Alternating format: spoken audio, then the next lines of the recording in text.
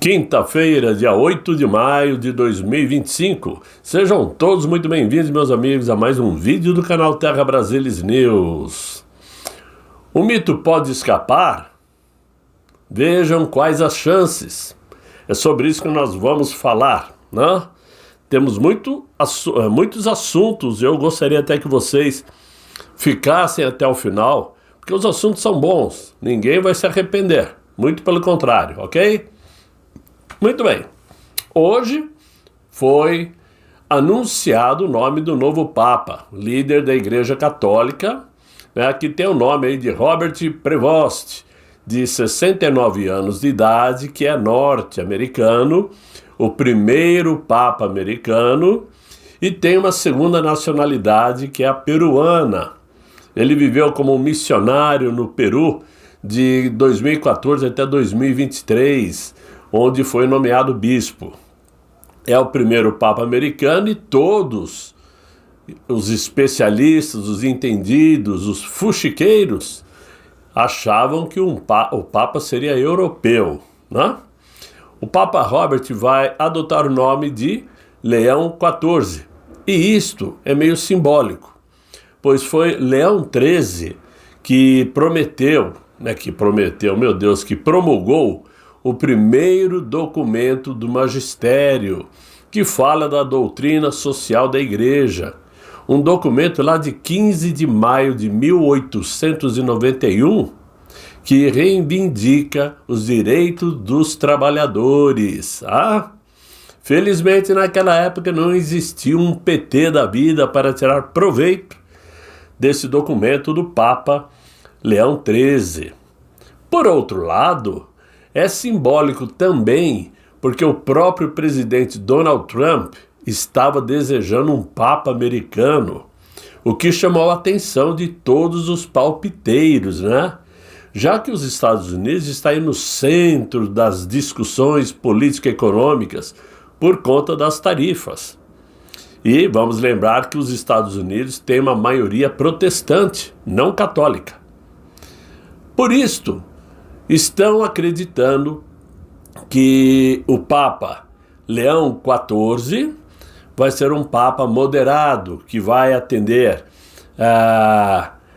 o lado mais social da Igreja, os pobres, os humildes, como deve ser, qualquer religião olha para os humildes, para os mais fracos, né? Mas também não vai deixar se envolver ideologicamente com políticas.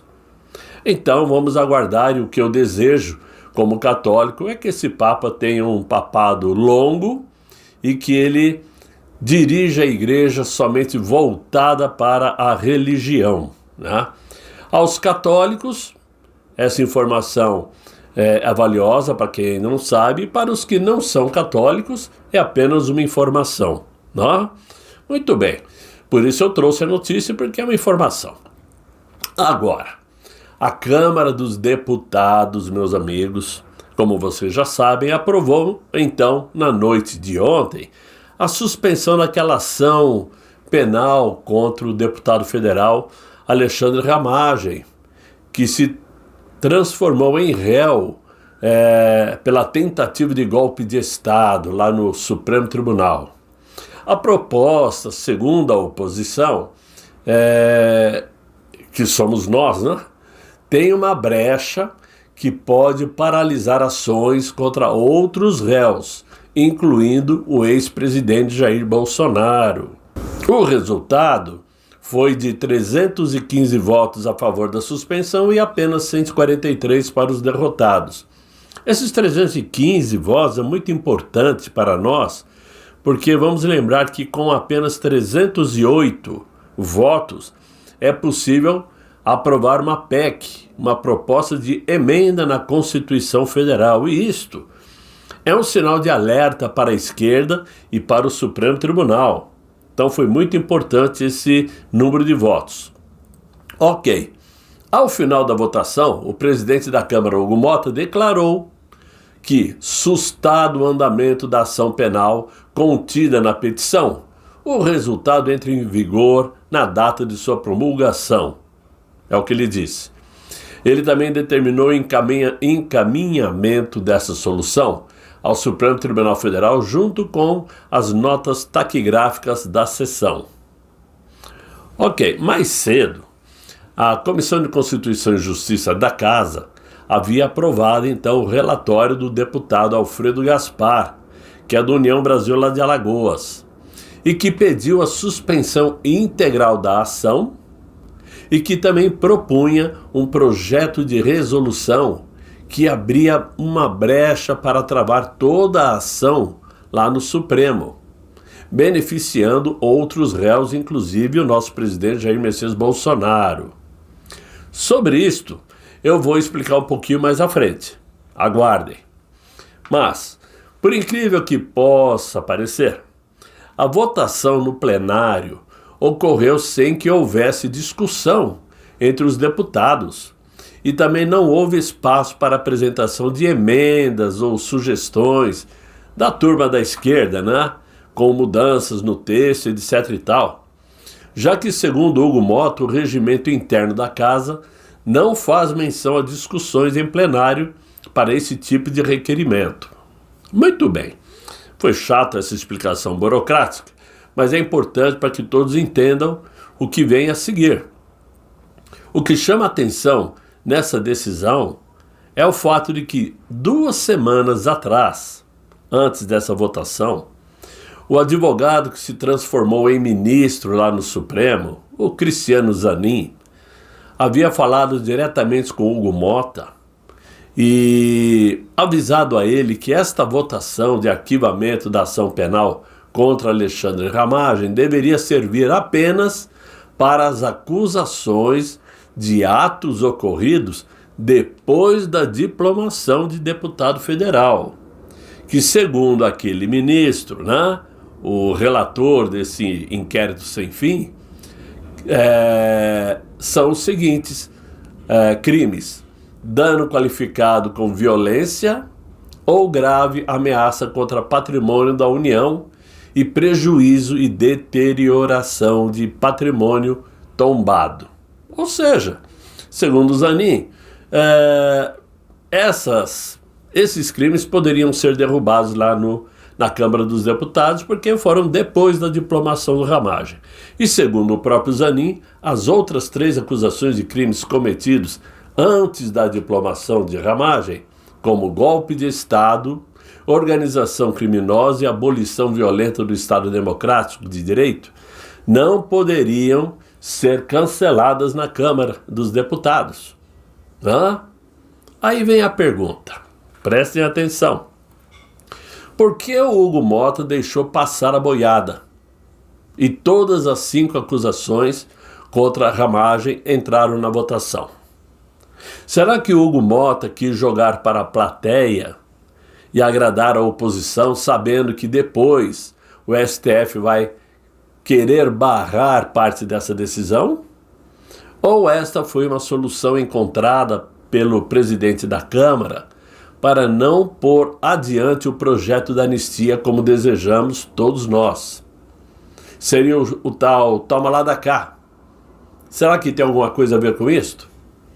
Muito bem. A meu ver, por que Jair Bolsonaro e outros réus do Núcleo 1 podem ser beneficiados? Todo mundo sabe que lá no Supremo, aquele ministro dividiu tudo em núcleos, né? Núcleo 1, Núcleo 2, e Jair Bolsonaro, junto com o Ramagem, mais os militares que faziam parte do grupo político do nosso presidente, fazem parte do Núcleo 1. E por que eles podem ser beneficiados? Como eu disse acima, o Supremo vai tentar anular essa decisão que foi tomada no Congresso, pois ela serve apenas e, em parte, para deputados e senadores. E, nesse caso, os outros já réus do Núcleo 1, incluindo Jair Bolsonaro, não são parlamentares, não estão ocupando cargo público algum. Porém, mesmo com a decisão beneficiando apenas Ramagem, o Supremo terá certa dificuldade para seguir com o julgamento em relação aos demais réus e núcleo em que se encontra o Alexandre Ramagem e o presidente Jair Bolsonaro, pois seria impossível julgar um sem julgar o outro, ou seja, julgar Alexandre Ramagem sem julgar Jair Bolsonaro e os outros réus. Por quê? Porque as condutas de todos esses que estão no núcleo 1 se relacionam, segundo o Procurador-Geral da República, Paulo Gonet, né? São relacionados uns aos outros. Além disto, o julgamento no Supremo foi feito em grupos, divididos em núcleos, e cada núcleo com vários denunciados. Ou seja, quando se julgava o núcleo 1, todos estavam respondendo pelos mesmos crimes. Os crimes relacionados, conforme disse o Paulo Gonet. Vamos lembrar que não houve individualização das penas, dos julgamentos. O julgamento foi em bloco. Não houve essa individualização nos inquéritos dentro do Supremo. Para anular o julgamento de Alexandre Ramagem, o Supremo teria que anular o julgamento de todo o núcleo 1. Pois, como disse o Ramagem, como eu disse, o Ramagem não foi julgado separadamente. E se isto acontecer, o próprio Supremo estará sim contrariando as normas internas do Supremo Tribunal, que decidiu julgar desta forma, sem individualizar nenhum desses réus, né? Mas burlar esta decisão não seria grande problema para o Supremo, nós sabemos. Eles rasgam a Constituição na cara dura, porque não rasgariam o regulamento interno que foi proposto para esse julgamento. Eles alterariam isso na maior brincadeira. E como julgar os demais núcleos se o núcleo 1 é a espinha dorsal do suposto golpe de Estado? Todos os outros núcleos são componentes adicionais a esse grupo, esse núcleo 1. Agora, além disto, e para terminar, vamos lembrar, esse detalhe é importantíssimo, vamos lembrar que as acusações que recaem em Alexandre Ramagem, antes de ele ser diplomado, conforme disse o Zanin, que os crimes de golpe de Estado, organização criminosa e abolição violenta do Estado Democrático de Direito, não pode ter fundamento, já que o chamado golpe de Estado aconteceu no dia 8 de janeiro de 2023. Até lá não tinha ocorrido golpe nenhum. Portanto, aconteceu depois da diplomação de todos os deputados federais, que aconteceu em 19 de dezembro de 2022. Ou seja, o golpe do dia 8 aconteceu quando o Ramagem já era deputado. Portanto, a Câmara dos Deputados pôde sim cancelar todas as 5 acusações. Esse é o X da questão.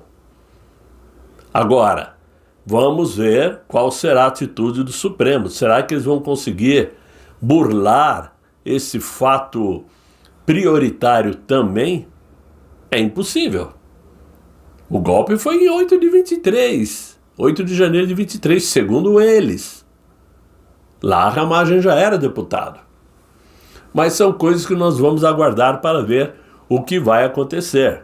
E vai acontecer rápido. Por quê? Porque o tal do PSOL, aquele partidinho satélite do PT, informou logo pela manhã que iria acionar o Supremo Tribunal contra a decisão da Câmara, que suspendeu a ação contra a Ramagem. Segundo o partidinho PSOL, a democracia é um bem de todos os brasileiros e precisa ser protegida. interferir num julgamento conduzido pelo Supremo que investiga a tentativa de golpe de Estado, incluindo possível assassinato do presidente, é inaceitável. Todos aqueles acusados de atacar o Estado Democrático de Direito precisam ser investigados e responsabilizados pelo bem da democracia, afirmou, sabe quem? A tal da Thalíria Petroni. Aquela gengivona, né? Aquela gengivona que berra que nem cabra no cio lá no plenário da Câmara. Pelas barbas do profeta, como diria o saudoso Silvio Luiz, né? Eles não perdem tempo, é uma combinação perfeita. Se não é o PSOL, é o PT, se não é o PT e o PSOL, é o PDT. Eles ficam trocando, ou então a rede. Porque eles não aceitaram a derrota que foi acachapante, principalmente, né? Os 315 votos, que foi algo inesperado para eles. Enquanto isto, e mudando de assunto, o tal inquilino do palácio disse que, graças a Deus, temos a China e que o país asiático oferece alternativa no debate tecnológico e que não vai aceitar uma segunda Guerra Fria. Essa declaração do inquilino aconteceu em uma entrevista que ele deu para a revista super esquerdista de nome The New Yorker, que foi publicada nessa quinta-feira logo cedo. O petista citou, olha só como que se ele conhecesse, citou Ronald Reagan e Margaret Thatcher, né? Expoentes da direita no mundo na década de 1980, citou eles como exemplo de estímulo a esse tipo de globalização e livre comércio. Eu, sinceramente, não me lembro dessa conversa de globalização no tempo de Reagan e muito menos no tempo de Margaret Thatcher, que era conhecida como mão de ferro. Não tinha esse papo de globalização, não. Conversa mole para boi dormir, mas como esse inquilino aí, ele é teimoso, ele gosta de mentir, gosta de contar lorotas, acreditando que consegue emplacar essas lorotas, continua insistindo nessa bobagem de falar inverdades. O intruso do palácio disse que a China copiou tudo que era feito nos Estados Unidos e na Europa e começou a produzir tudo na mesma forma ou até melhor. E agora os chineses se tornaram competitivos, tornando-se inimigos do mundo, declarou irritado, segundo a própria revista. O pior é que ele tem a cara de pau de dizer que a China copiava tudo, né? E a gente sabe disso. Eles sempre copiaram e produziam exatamente as mesmas coisas, e por isso a China é conhecida mundialmente como produtora de produtos fakes, né? Ou melhor dizendo, fakes não, produtos falsificados, esse é o termo certo, e de baixa qualidade. São raros os produtos chineses de boa qualidade. Não contentes com as bobagens que já havia dito, ainda comparou a retórica do republicano Donald Trump a de anarquistas no Brasil e na Itália, que clamam por sociedades sem instituições. Eu também não me lembro de ter ouvido ninguém clamando por uma sociedade sem instituições, nem aqui no Brasil, nem na Itália, nem nos Estados Unidos. Tanto os Estados Unidos como Itália e Brasil, sempre falamos que respeitamos a existência de um Supremo Tribunal Federal, de um Legislativo e de um Executivo, desde que dentro da ordem, dentro das regras, ou dentro das 4 linhas, não? Muito bem, eu vi um discurso, disse ele, do Donald Trump lá no Congresso dos Estados Unidos, recentemente, quer dizer, ele viu um discurso. Eu pensei que discurso nós ouvíamos, né? Mas ele viu. E foi um absurdo, aqueles republicanos aplaudindo qualquer bobagem que ele dizia. Pensei, que discursos nós ouvíamos, né? Os Estados Unidos eram o espelho da democracia, o pilar da democracia para o planeta, disse ele. Apesar de ser um país que mais trava guerras, é o país que mais fala sobre paz, sobre democracia. E agora tem o Trump, que às vezes se comporta como... E não terminou. A revista diz que ele mesmo não terminou a frase. Muito bem. É claro, meus amigos, que o inquilino do palácio está fazendo a lição de casa, pois já se encontrou com a cúpula comunista lá na Rússia e já recebeu as instruções para provocar o presidente mais poderoso do mundo com bravatas que ele mesmo não aguenta. Se a relação diplomática entre Brasil e Estados Unidos já era ruim, a partir de agora vai ficar muito pior. Pois Donald Trump, além de administrar a maior potência econômica mundial e a maior força militar mundial, sabe como ninguém como espremer seus inimigos. E a prova disso é que a própria China já se propôs a sentar e conversar com o Donald Trump sobre as tarifas. Hoje, o Reino Unido entrou num acordo com Donald Trump e Donald Trump vai retirar as tarifas do Reino Unido, dizendo que a Rolls-Royce vai começar a mandar seus motores de aviões para os Estados Unidos, suas peças de aeronaves para os Estados Unidos com tarifa zero. E o Reino Unido já se comprometeu a comprar milhões em aeronaves da Boeing. Olha só como é fácil comercializar, não é isso? E a China está louquinha para que isso aconteça, para que acertem os ponteiros. A China sabe onde meter os pés. Ao contrário de alguém que julga ter algum prestígio mundo afora sem perceber que já é dado como uma figura caricata. Mas era uma lição de casa que ele tinha que fazer, né? E quando eu digo isso, é porque o professor é o Xi Jinping, né? E também porque a tal comunidade dos estados latino-americanos, conhecido aí como CELAC, irá se declarar a favor da China em meio a esta guerra tarifária entre os Estados Unidos e a China, né? E o regime de Xi Jinping sabe disso. E essa declaração de apoio vai acontecer no próximo dia 13 de maio, semana que vem, né? Onde o tal CELAC irá se reunir com o líder comunista lá em Pequim. Sim, o Inácio vai ficar à viagem, com a Janja, é claro, né? E com isto tomar o partido definitivamente contra o tio Sam. Ele já escolheu o lado. Donald Trump já sabe que ele escolheu o lado e o lado é China. Esse encontro é crucial para todos, especialmente para Xi Jinping, que busca angariar apoio internacional em sua luta contra Donald Trump, depois que o presidente americano impôs tarifas de 145% sobre os produtos chineses. O presidente chileno, Gabriel Boric, seu colega Inácio e o presidente colombiano Gustavo Petro já estão planejando como serão suas chegadas à China.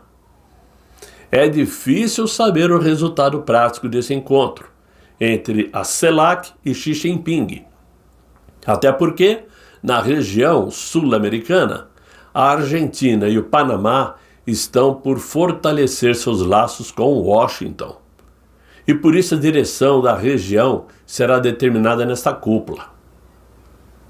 Fato é que a aproximação excessiva com a China pode gerar tensões com os Estados Unidos, um ator-chave aí na estrutura econômica global. E as consequências de não equilibrar adequadamente essa relação Brasil e Estados Unidos pode incluir retaliações comerciais e uma reconfiguração de alianças estratégicas. É isso que vai acontecer. O Inácio está brincando com a peteca. Não sabe onde está colocando os pés. Ele acha que sabe alguma coisa e não entende nada do que está falando. Até porque o seu compromisso é terminar esse governo aos trancos e barrancos como está sendo, para deixar de disputar o pleito em 2026. Enganam-se todos que acreditam que ele vai se recandidatar. Não. Ao meu ver, as cartas já estão sobre a mesa. Quem vai se candidatar é o Chuchu. E se for o Chuchu, vai quebrar a cara mais uma vez. Simples assim. Portanto, eles sabem que a situação está feia. E como agora eles sabem também que lá na Câmara dos Deputados, o número expressivo de pessoas que votaram a favor dessa proposta de derrubar a ação penal do Ramagem é um sinal de que tanto a direita como o centro estão juntos para detonar esse governo de esquerda que aí está. O PDT já pulou do barco, já caiu fora. O Centrão, todos eles praticamente, ou terão candidatos próprios, ou vão escolher um único candidato, a depender de quem sairá candidato pelo PL. Se for com Jair Bolsonaro, eles vão dar apoio a Jair Bolsonaro, sim. Porque o PL hoje é o maior partido na Câmara dos Deputados e em 2026 poderá dobrar o número de parlamentares. Eles sabem a força do PL. Né? E a esquerda, todo mundo sabe que não tem futuro. O PT está morto. Continua atrapalhando o país, mas está morto. Então, é separar a pipoca e esperar para ver o que vai acontecer. E vamos esperar para ver a reação do Supremo com esta engavetada na ação penal de Alexandre Ramagem, que pode beneficiar sim Jair Bolsonaro. Então, ele pode escapar, como eu disse no título, ele pode escapar desse núcleo 1. Quem é que sabe? Será que a visita aí do pessoal dos Estados Unidos, com o coordenador de sanções, será que isso já está tendo algum efeito prático? Porque ninguém sabe o que foi conversado, ninguém sabe o que foi dito, tudo muito, né, privado. Será que alguém não chegou dando aí uma empeitada e mandando o pessoal, né, se cuidar? Quem é que sabe? Vamos esperar e vamos descobrir o resultado disso tudo. De qualquer maneira, é o que eu tinha para vocês nesse vídeo. Espero que vocês tenham gostado. Se gostaram, vocês vão deixar os likes, que eu sei, né? Espero que sim. E se você está assistindo o vídeo e não está inscrito, por favor, se inscreva, clique aí no sininho para receber notificações e colaborem com o canal, ajudem o canal Terra Brasilis News para que a gente siga adiante, ok? Desejo a vocês um excelente final de noite, muito bom descanso e até amanhã, se Deus quiser, Ele há de querer. Fiquem bem, fiquem com Deus. Tchau, tchau.